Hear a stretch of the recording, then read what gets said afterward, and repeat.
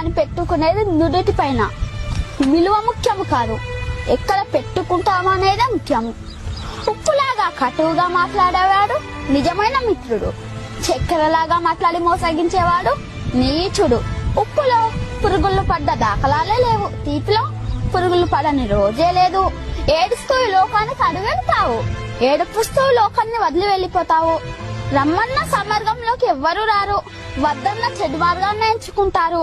పాలు అమ్మేవాడు ఇల్లు తిరగాలి, సారాయి అమ్మేవాడి దగ్గరికే అందరూ వెళ్తారు. పాలల్లో నీళ్లు కలిపినావా అని అడుగుతారు, ఖరీదైన సారాయిలో నీళ్లు కలుపుకొని తాతరు.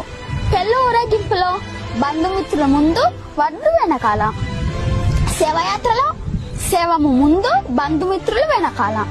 శవాన్ని ముట్టినందుకు స్నానం చేస్తారు, మూగజీవులను చంపి పూజిస్తారు. కొవ్వొత్తుని వెలిగించి చనిపోయిన వారిని గుర్తు చేసుకుంటారు. కొవ్వొత్తుని ఆర్పి జన్మదినాన్ని ఆచరిస్తారు.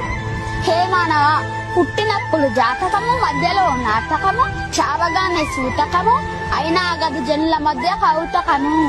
కష్టం వస్తే భగవంతుణ్ణి కొలుస్తారు, ఆయనకు రాబోయే కష్టాన్ని ఆపడు. నిత్యం స్మరిస్తే కొండంత కష్టాన్ని గోడంత చేసి సులువుగా దాటి శక్తి నీకు ఇస్తాడు. నిన్ను కష్టాలు కుంభవృష్టిలో ముంచేస్తే నీకు గొడుగు పెట్టి కాపాడుతాడు, గుర్తుంచుకో.